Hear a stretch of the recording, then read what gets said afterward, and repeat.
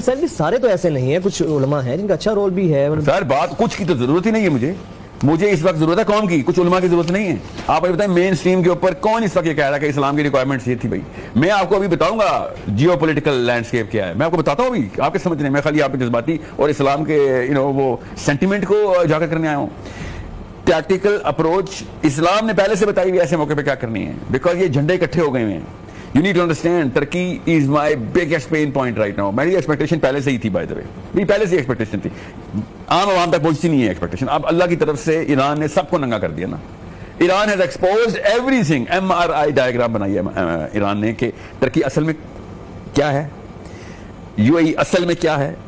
3 साल से इसराइल का झंडा लहरा रहा है UAE में, किसी को कोई मसला नहीं था। अब पता चला कि क्या होता है, कि क्यों कहां से इंटेलिजेंस जाती है, कहां से एक्सेस जाते हैं। पहले दिन से रो रहे हैं, जब से कल से रो रहे मुसलमान उलमा कि मुसलमानों के मुल्कों में क्यों ईरान हमले कर रहा है। सोचिए जरा, ये इनका ये गो टू स्टेटमेंट इनकी है। तो क्या ये सही नहीं है? आपको पता है जब गन टेस्टिंग करनी होती है तो आप क्या करते हैं, हम लड़के जब गन शूटिंग रेंज में जाते हैं तो क्या करते हैं, हम सबसे पहले गन की कैसे चेक की जाती है, कौन सी गन कितनी ताकतवर है, रेंज से। जी, ये उसने अपनी रेंज बताई है कि कौन कौन सी बेस मेरे मिसाइलों की रेंज में, इधर ना झाड़ ले आना अपने अरबों डॉलर की। That's all he is doing. हम सिर्फ रेंज टेस्टिंग करते होते हैं। उसने अभी तो रेंज टेस्ट करके बताई है कि किधर बैठे हो, अटलांटिक से उड़ा बेटा, लोकल नहीं उड़ा सकता तू। ये सारे जो तेरे छोटे टट्टू बैठे हुए ना, जो तेरे गुलाम मुसलमानों की शक्ल में, इधर सब के सब मेरी रेंज में है।